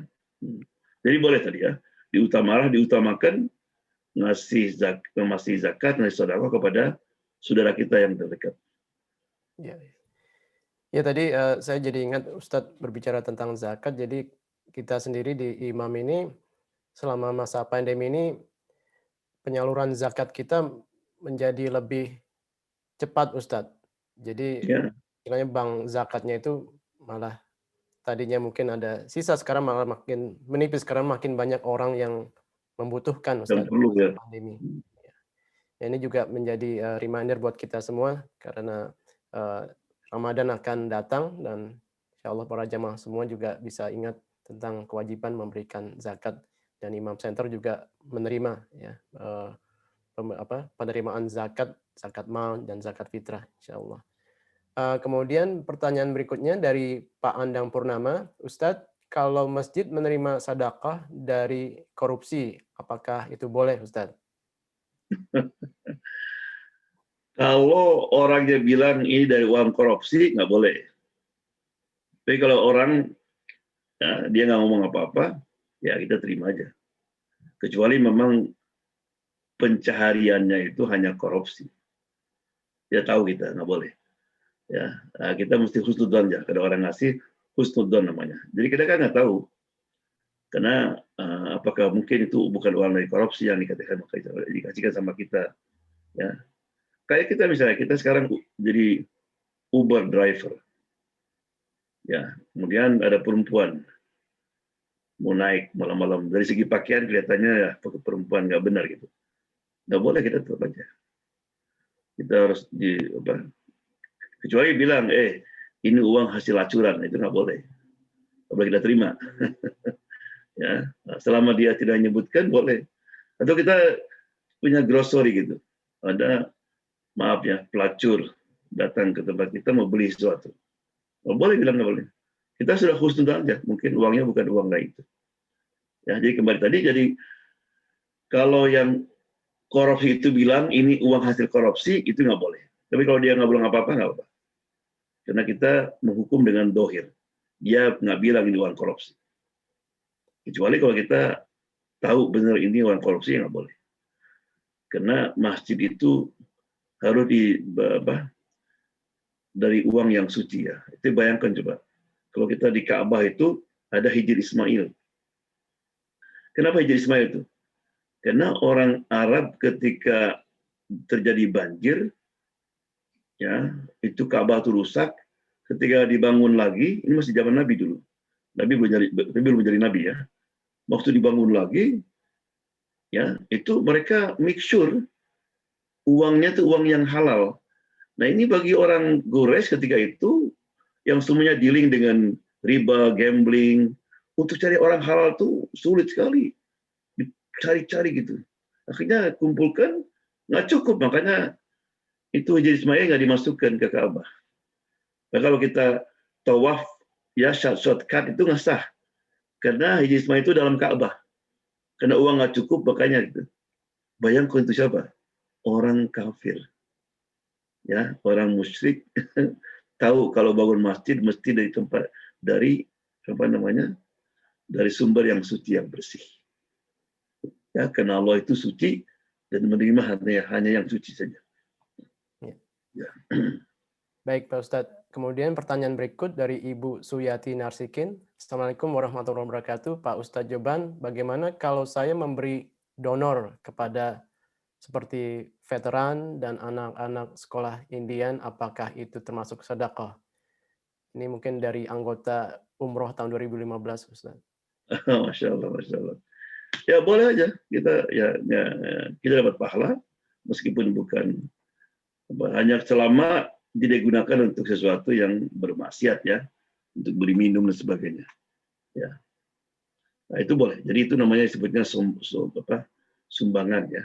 Nah, sumbangan itu kepada siapapun di encourage ya. Dan pernah zaman keemasan Islam, zaman Umar bin Aziz, itu sampai nggak ada orang Muslim bisa nerima zakat dan nerima sedekah kena kayanya, kena cukup semua, sehingga mesti diekspor ya, dan sebagian. Dan juga kadang-kadang orang Yahudi yang tinggal di negara Islam kita juga dapat dari uang sedekah yang ada daripada Muslim juga itu. Ya boleh. Yang pasti nggak boleh zakat ya. Zakat itu karena Allah tentukan ada 8 penerima zakat.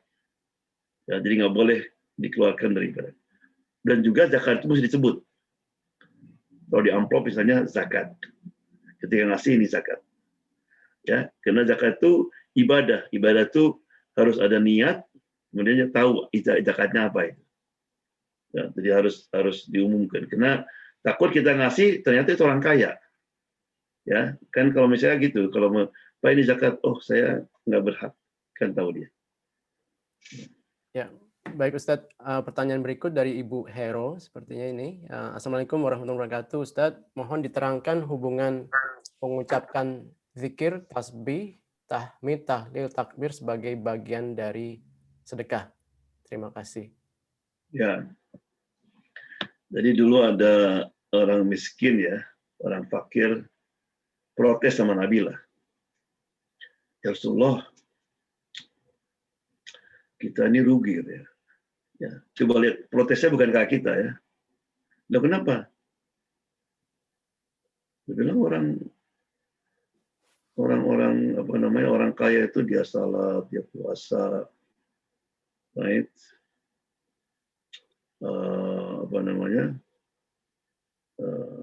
Kita juga sama puasa, tapi mereka punya kelebihan.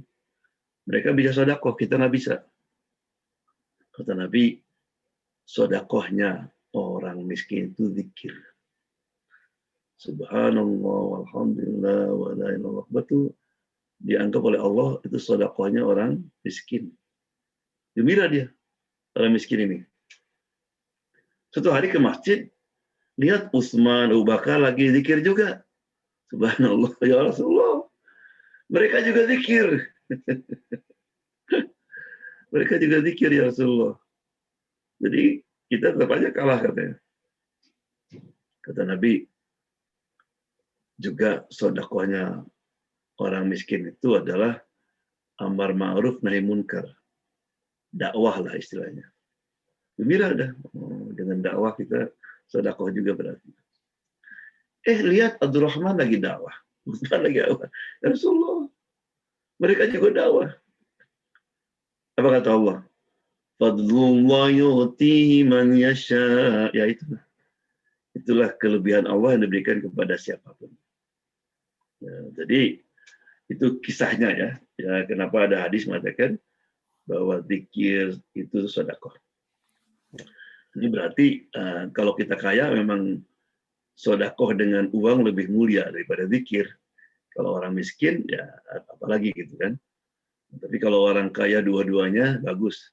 Tapi kalau orang kaya lebih banyak zikir dengan sedekah dengan zikir, nah itu rugi dia. Ya, karena justru sedekah dengan harta itu lebih itu. Nah, sebelum saya teruskan, ini juga penting tadi masalah zikir ya. Kata Imam Syafi'i, ketika orang meninggal nanti, amal yang paling disesali apa itu, Pak? Zikir. Waktu yang tidak digunakan untuk zikir. Paling disesali. Kenapa? Karena zikir ini nggak perlu punya wudhu, nggak perlu menghadap kiblat, bisa lagi jalan, lagi nyetir, lagi olahraga, lagi tidur. Tapi kita wasted. Maka kata Nabi, dia menyesal, ya Allah. Kenapa? Lihat pahalanya aja, ya Allah. Pahala zikir itu ternyata besar sekali. Ya, paling tidak zikir-zikir yang Allah Nabi ajarkan. Zikir kalau mau makan, kita baca Bismillahirrahmanirrahim. Habis makan, Alhamdulillah. Ya, zikir masuk kamar mandi. Allahumma na'udzubika minal khubuthi wal khaba'ith. Zikir mau keluar rumah. Bismillah, tawakkaltu Allah, wala haula wala quwwata illa billah. Zikir kita nyetir subhanalladzi sakhkhara lana. Zikir melihat yang indah-indah, subhanallah, masya Allah. Zikir pagi, zikir sore, ada semua kan? Istighfar, banyakkan istighfar. Ya, dan semuanya itu gampang. Right? Tapi banyak orang yang zikirnya di WhatsApp, zikirnya di Facebook lebih banyak ya. Jadi kita usahakan itu, terutama astagfirullah ya, banyak kan itu. Habis kita lihat WhatsApp, astagfirullah, mungkin kita melihat sesuatu yang tidak bagus di WhatsApp itu, atau di Facebook. Astagfirullah SWT. Atau mungkin kita too much spend time. Astagfirullah, minta ampun sama Allah Subhanahu wa taala. Ya. Karena astagfirullah ini punya power ya. Ya, saya pernah bicara tentang ceramah tentang astagfirullah aja. Ya, jadi ada seorang ibu, dia cerita, Ustaz, you are right. Imam, you are right, bilang sama saya. Jadi dia rupanya ada appointment, udah hampir lambat dia. Kenapa? Nggak ada parking, penuh itu tempat. Ingat dia, astagfirullah, astagfirullah, astagfirullah. Ada mobil keluar. Ya. Ya, baik Ustadz. Masih ada beberapa pertanyaan, Ustadz. Karena waktu terbatas, kita bisa jawab secara mungkin Ustadz secara singkat, Ustadz, seperti dari Ibu Indah. Assalamualaikum Pak Ustadz, maaf mau bertanya, bagaimana kalau kita sedekah ke pesantren di Indonesia, tetapi ternyata pesantren itu tidak menggunakan untuk pembangunan pesantren? Apakah kita yang sedekah ikut berdosa setelah kita tahu ada informasi tersebut? Ya, innamal amalu binniyat. Amal gimana nih niatnya. Jadi meskipun itu digunakan ternyata bukan pesantren, kita dapat pahalanya karena tujuan kita untuk pesantren. Ya, bisa kita ngasih zakat ternyata kasihkan kepada seorang peminum misalnya, tapi kita pahala asal kita tahu aja. Nah tadi ibu kan ketika ngasihkan ke pesantren, zakatnya kan benar kan? Itu kita ibu dapat pahala. Ya. Pertanyaan berikutnya dari Ibu Rahimah. Pertanyaan satu lagi Pak Ustadz, kalau sedekah untuk saudara itu harus diutamakan, seperti saudara kita tidak mampu hanya karena mereka malas atau berusaha cari nafkah. Apakah sedekah kita itu masih harus kita utamakan ke keluarga yang sementara banyak yang lain yang benar-benar membutuhkan? Ya, kita mesti juga mendidik ya. Kalau misalnya saudara kita terlalu tergantung sama kita, dengan dikasih malah dia tambah malas, ya kita kurangi. Hanya kita cukupi hanya untuk keperluan yang penting untuk makan dan minum. Ya, jadi kalau kita tahu memang meskipun juga ibu kita kalau misalnya itu uang untuk poya-poya dan sebagainya, nah kita juga harus mendidik. Jadi dalam Islam nggak boleh menghambur-hambur atau tahu uang kasih itu nggak ada manfaatnya untuk dia. Malah dengan kita ngasih terus, malah akan bernambah dia malas dan sebagainya, ya kita mesti kurangi. Pertanyaan berikutnya dari Ibu Elivia. Pak Ustadz, bagaimana kalau kita bayar zakat fitrah di masjid di sini, tapi pembayaran zakat ke masjid tersebut dikirimkan ke Indonesia, cuman sekarang lagi pandemi, jadi separuh untuk di sini dan separuh di Indonesia. Jadi sepertinya itu tergantung ini ya, tergantung pengurus. Ya, zakat kita diterima insya Allah SWT. Karena kita kan itu namanya kan amil zakat. Dia yang tahu bagaimana itu. Makanya kalau kita ngasih itu ya kita mesti tanya imam. Imam itu imam masjid maksudnya. Imam itu tahu orang-orang yang miskin sekitarnya itu ada. Karena banyak orang yang miskin tapi dia tidak ada yang mau orang tahu gitu kan. Tapi kalau sama imam dia ngasih tahu ya keperluannya. Jadi baik juga dikasihkan. Tapi juga bagus kalau kita misalnya ada orang yang tahu miskin, kita kasihkan langsung juga bagus. Zakat fitrah ya. Baik, pertanyaan berikutnya dari Ibu Fermianti, Pak Ustadz, kalau merawat, melindungi dan membesarkan anak yatim piatu, apakah itu dikategorikan sebagai apa, Ustadz? Itu bukan main, kata Nabi, ana wakafil yatim yaumil qiyamah. Saya bersama orang yang memelihara, menjaga, membesarkan anak yatim begini, kata Nabi. Kafir. Jadi nanti hari kiamat surganya sama-sama Nabi. Ya. Malah ada seorang perempuan ketika Nabi mau masuk surga, malah dia mau melewati. Kata Nabi, siapa kamu? Ya Rasulullah, aku ditinggalkan suamiku ketika anak-anakku masih kecil. Aku punya perempuan 3. Banyak orang yang mau kawin sama saya tolak karena saya ingin menjaga anak yatim itu. Alhamdulillah, anak yatim itu saya didik menjadi orang-orang yang solehah. Ya, kata Nabi, yes, you come with me. Allah, pahalanya itu kan main.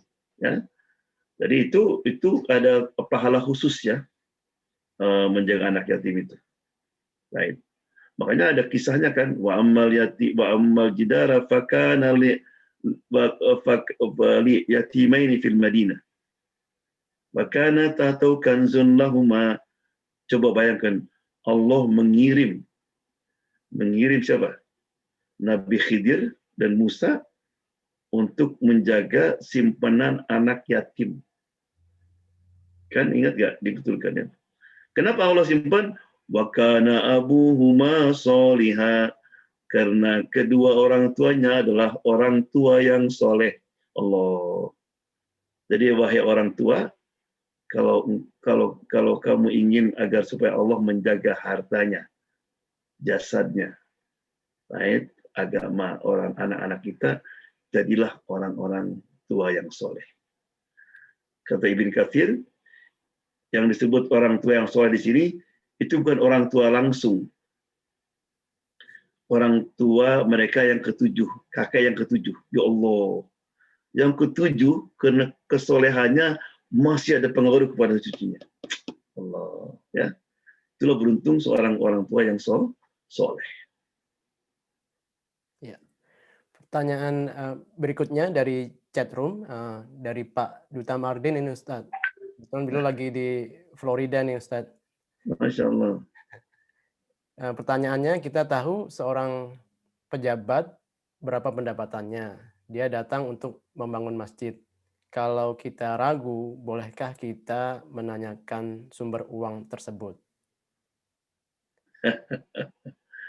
Lihat situasi ya, itu nggak bisa black and white. Ya, kalau kita ragu dan ragunya itu kuat ya boleh. Tapi kalau hanya dengar-dengar saja, sebaiknya diam. Ya, serahkan kepada Allah SWT. Kecuali kalau dia ngomong, ini bukan uang halal gitu lah, misalnya, nggak mungkin gitu kan. Tapi kalau orang itu ngomong ya jangan ditanya. Sayyidina Umar suka marah kalau orang nanyakan. Pernah ada orang mampir ke rumah orang mau salat, nanya orang itu, ini najis kali sini. Umar jangan jawab, gitu kan. Kalau orang itu bilangnya jangan salat di situ baru. Ya, jadi masalah seperti ini itu kita mesti hati-hati ya. Diutamakan husnudzon daripada suudzon. Mungkin dia punya harta waris ya. Dia tahu dia mungkin gajinya sekian, tapi mungkin dia punya income lain. Itu aja husnudzonnya. Atau dari warisan atau pesan orang tua dulu gitu aja. Ya. Karena kita yang menerima ya itu nggak dosa ya, kecuali kita tahu yakin. Ya, kalau nggak yakin jangan. Baik, pertanyaan terakhir dari chatroom dari Pak Abdul Wahab Dani, Pak Ustadz, apakah punya nilai sendiri antara sedekah dan infak? Ya, jadi kalau ada berapa istilah ya dalam bahasa Arab ya. Ada zakat, kalau zakat itu wajib, sedekah itu sunnah, kalau infak itu ada yang wajib, ada yang sunnah. Yang wajib infak kepada kedua orang tua, kepada keluarga. Itu namanya wajib. Allah mengatakan wa anfiqu wa bil walidaini, ada wadil qurba, sama kerabat kita, itu infak, tapi wajib. Jadi infak itu kita tanggung jawab atas itu. Disebut dengan nafkah. Ada infak, misalnya infak untuk masjid, untuk pembangunan sekolah dan sebagainya. Nah, untuk kita selama ada yang lain juga, itu hukumnya tidak wajib, ya, itu sunnah, di-encourage, gitu kan. Kemudian juga zakat itu ada ketentuannya, ada hukum-hukumnya. Kalau sedekah dan infak tidak ada batasnya, gitu kan. Nah, infak ini kadang-kadang lebih tinggi daripada sedekah pahalanya kalau itu untuk keluarga dan untuk kerabat, misalnya orang-orang yang di bawah tanggungan kita, itu disebut dengan namanya nafkah bahasa Arabnya. Kan kewajiban suami itu apa? Memberikan nafkah pada keluarganya dan istrinya. Oleh karena itu, kenapa dalam warisan laki-laki lebih banyak daripada perempuan? Karena perempuan ketika terima warisan, dia diwajibkan untuk berikan nafkah kepada pamannya, bibinya, siapa aja, adiknya, kakaknya, dia nggak wajib. Tapi seorang laki-laki ketika dia dapat warisan, kalau pamannya miskin, bibinya miskin, adiknya miskin, dia tanggung jawab. Ya. Oke.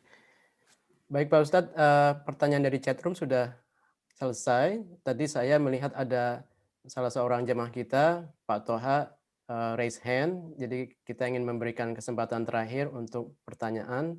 Silakan Pak Toha, di-unmute. Oke, terima kasih Pak Bagus. Assalamualaikum Ustadz. Assalamualaikum warahmatullahi wabarakatuh. Apa kabar Tat? Sehat Tat? Alhamdulillah. Nah, kelihatan mana ini kalau Tuhan? Alhamdulillah. Just short and sharp Ustadz. Pertanyaan saya Ustadz, ada beberapa jamaah kita yang mengkorelasikan antara sodakoh materi dengan tenaga Ustadz. Zaman kayak gini. Misalnya begini, oke, saya akan sodakohkan tenaga saya. Taruhlah untuk imam center atau untuk masjid itu ya. Bagaimanakah nilainya itu Ustadz di mata Allah? Apakah materi, taruhlah dia seharusnya bekerja karena dia tidak ke masjid dan dia meluangkan waktunya 2 jam. Nah, dia bilang ini sedekah saya senilai setara $40 karena saya kalau kerja 1 jam $20 gitu ya.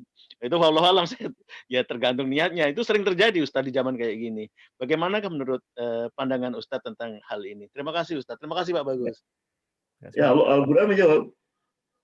Wajahidu bi amwalihim wa anfusihim. Ya, berjihadlah dengan harta-hartamu dan diri-dirimu. Wa anfiqu bi amwalihim wa anfusihim. Ada banyak ayatnya ya. Masya Allah, jadi pertanyaan bagus. Ya, jadi jihad itu, sedekah itu, infak itu bisa dengan harta dan bisa juga dengan keahlian kita. Makanya tadi ayatnya apa? Wa mimma razaqnahum yunfiqun.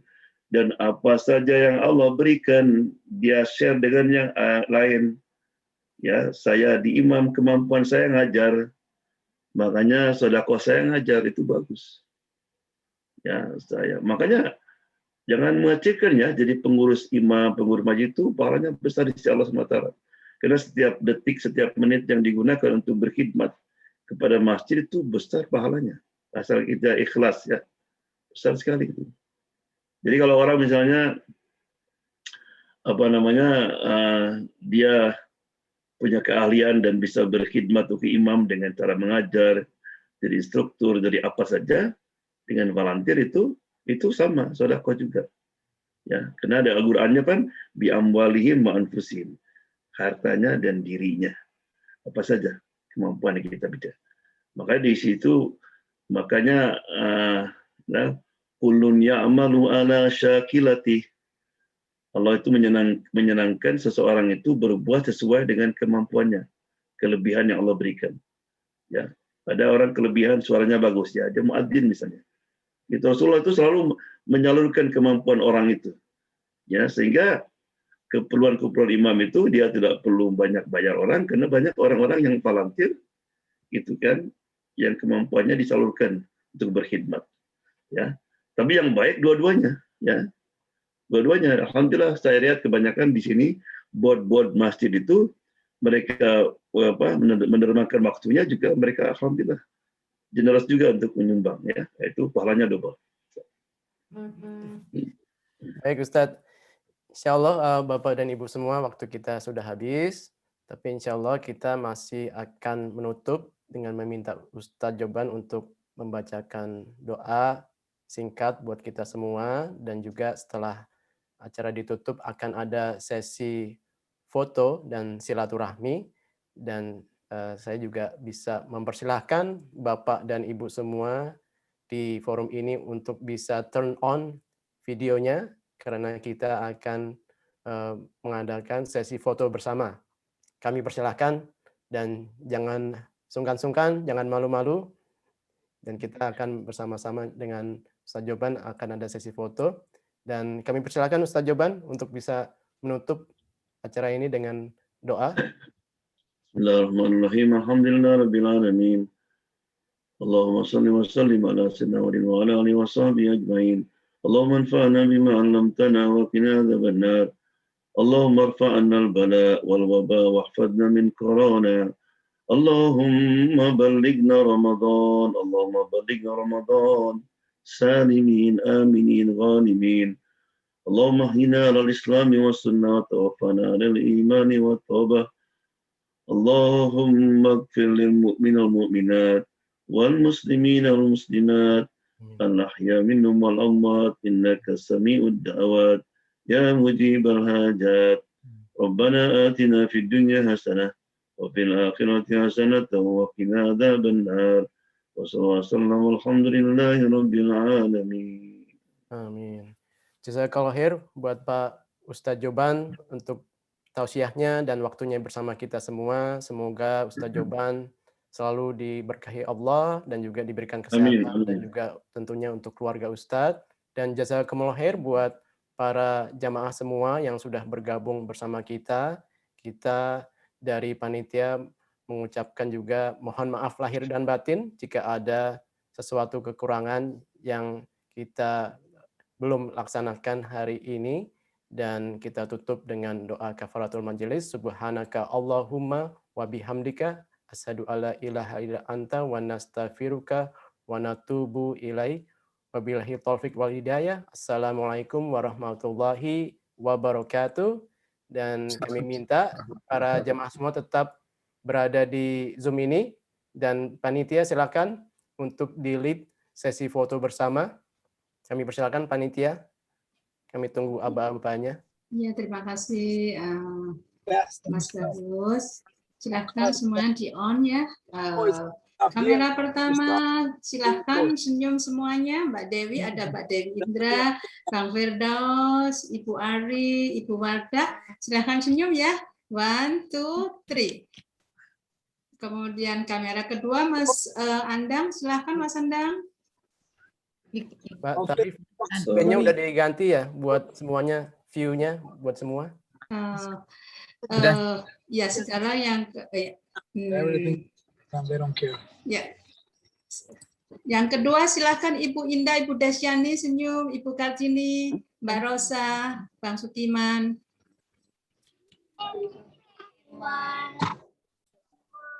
Yang ketiga ya.